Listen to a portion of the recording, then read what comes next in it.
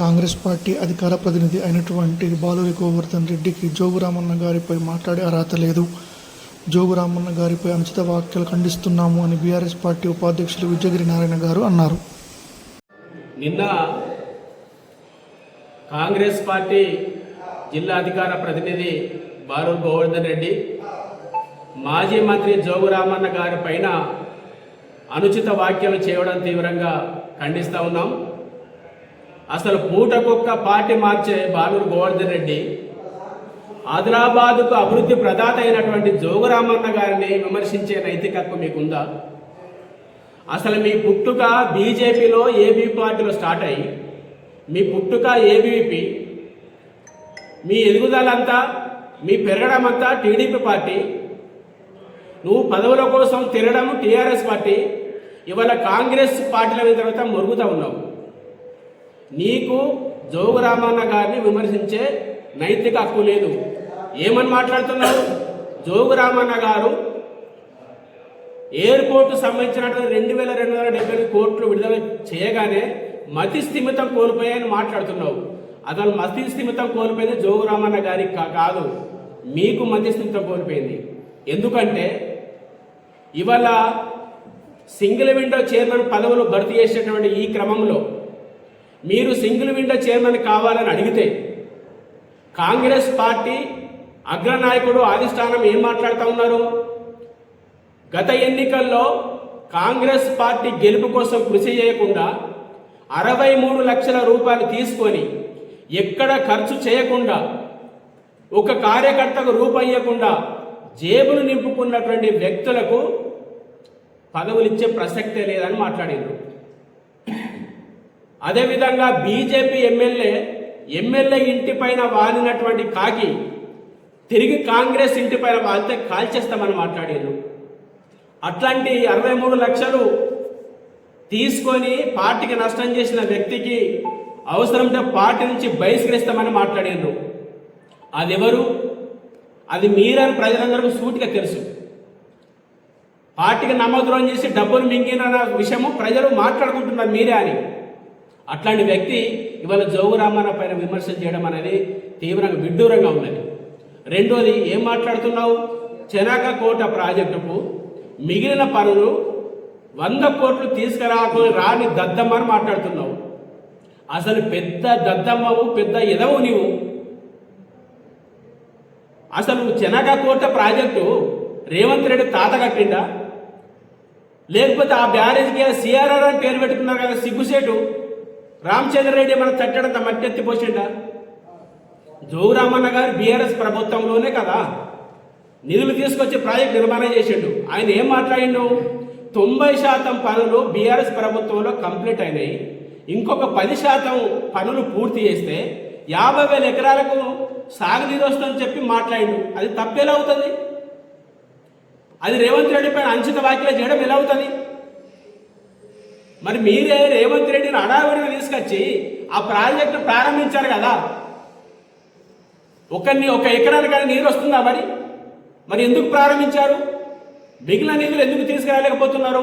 పెద్ద విధాలు దద్దమ్మని మీరు మీ తప్పిదాలను కప్పిపుచ్చుకోవడం కోసం ఫ్రస్ట్రేషన్లో పోయి మతి స్థిమితం కోల్పోయి ఇలా మత్తులో ఉండి మాట్లాడుతున్నావు.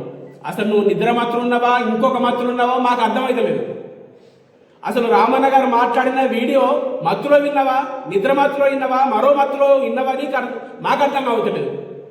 ఇంకేం మాట్లాడుతున్నావు? సిసిఐ పైన మొన్ననే మాట్లాడవు కదా, 3 నెలల క్రితమే. మేము కూడా మీ మాటలు ఆహ్వానించి సిసిఐ సాధన కమిటీ సమావేశాలకు మేము ఆహ్వానించాము, రండి సిసిఐకి అనుకూలంగా మాట్లాడుతున్నారని మేము అడిగాము. నేను స్వయంగా ఫోన్ చేశాను. ఏమని మాట్లాడావు ఆ రోజు? కేంద్ర ప్రభుత్వం సిసిఐని ప్రారంభించకుండా 45 కోట్లకు దాన్ని అమ్మేసుకొని డిస్మెటల్ చేసిన, టెండర్ పెట్టి దాన్ని మొత్తం కూల్చేసిన, ఇది ఘోరమని మాట్లాడినావు. అది పునర్ప్రారంభం అయితే వేల మంది నిరుద్యోగులకు ఉద్యోగాలు వస్తాయని మాట్లాడినావు. ఇవాళ మాట్లాడుతున్నావు సిసిఐ విషయంలో జోగు రామన్న ప్రజలకు తప్పుదో పట్టిస్తున్నాడని మాట్లాడుతున్నావు. 2017లో అనంత గీత గారిని రామన్న సార్ కలిస్తే అది సాధ్యం కాదని చెప్పిండు, కానీ రామన్న సార్ ప్రజలకు అది చెప్పకుండా మభ్యపెట్టి పక్కదో పడుతుందని మాట్లాడుతున్నావు. అసలు కనీసం నీకు సిగ్గుశరం ఉందా? 2015 నుంచి 16 వరకు కూడా అనంత గీత గారు భారీ వ్యవసాయ శాఖ మంత్రిగా ఉంటే జోగురామన్న ఆనాడు అటవీ శాఖ మంత్రిగా సంప్రదించాడు సీసీఐ కోసం. మీ రాష్ట్ర పరిశ్రమ శాఖ మంత్రి కేటీఆర్ గారిని తీసుకురావాలంటే రెండోసారి కూడా కేటీఆర్ని తీసుకొని అనంత గీత గారే కలిశారు. ఆయన చనిపోయిన తర్వాత మళ్ళీ మహేంద్రనాథ్ పాండే వ్యవసాయ భారీ పరిశ్రమ శాఖ మంత్రి అయితే ఆయనను కలిశారు.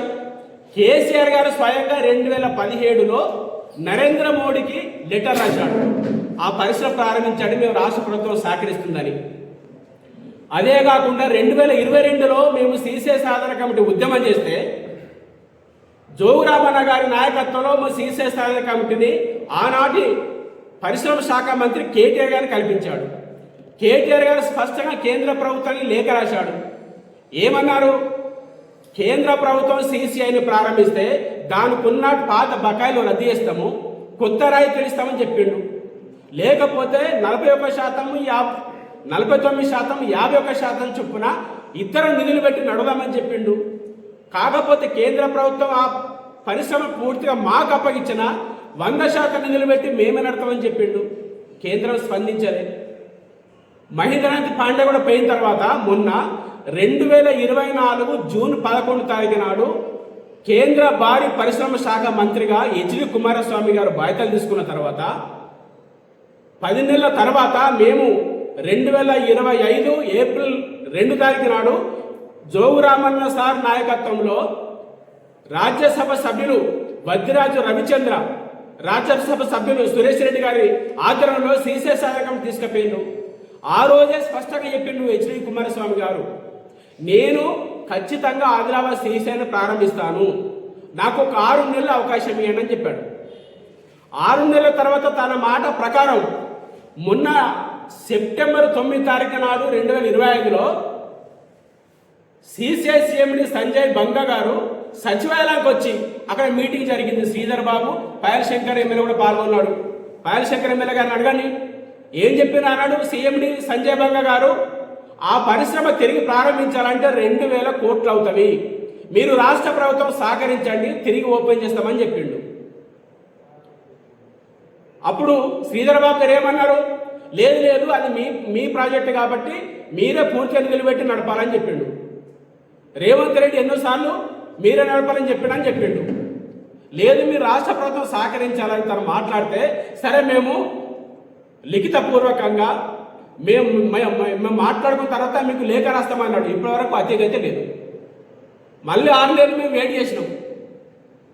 మళ్ళీ ఏం చేసినాం, జోగురామన్న గారి ఆధ్వర్యంలో సీసీఐ సాధన కమిటీ నాయకత్వం మళ్ళీ మొన్న 2026 జూన్ 15 తారీఖు నాడు స్వయంగా కేటీఆర్ గారిని తీసుకొని జోగురామన్న సీసీఐ కోసం వచ్చిండు. అంటే జోగురామన్న గారి నిబద్ధత నువ్వు బాలు గోవర్ధన్ ఆలోచించు. ఆయన మంత్రిగా అటవీ శాఖ మంత్రి ఉన్నప్పుడు కేటీఆర్ గారిని తీసుకొని పోయిండు.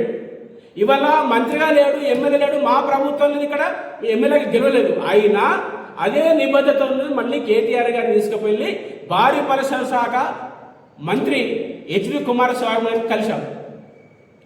అదే రోజు సీసీఐ సీఎండి సంజయ్ బంగా గారిని కూడా తను పిలిపించారు. మాకు జరిగినటువంటి సమావేశంలో నువ్వేం మాట్లాడినావు, సీసీఐ 250 కోట్లు రాష్ట్ర ప్రభుత్వం ఇస్తే సీసీఐ నడుపుతామని కేంద్రం రామన్న శివనే చెప్పిందా అని మాట్లాడినావు. కనీసం నీకు తెలుసుకోకుండా సోయలేకుండా మాటలు మాట్లాడకు.